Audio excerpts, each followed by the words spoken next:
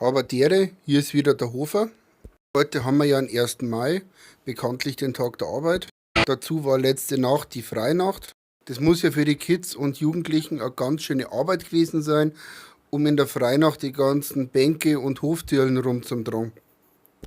Das war ihre Arbeit. Dafür konnten sie sich ja gleich bei den ganzen Maifesteln ausruhen und gleich darauf anstoßen, wie erfolgreich sie in der Nacht waren. Apros 1. Mai und Tag der Arbeit. Ich finde es ja eigentlich widersinnig, dass der Tag der Arbeit ein Feiertag ist. Aber gut, heute Abend war ja das Spiel FC Bayern gegen Real Madrid. Leider hatte Bayern nichts zu feiern. Dafür weiß ich aus erster Quelle, was die Bayern die nächsten 3 Tage trainieren werden müssen. Einfach Schuss aufs Tor. Aber gut haben sie gespielt. Jetzt wünsche ich euch einen schönen Abend. Alles Gute, der Hofer.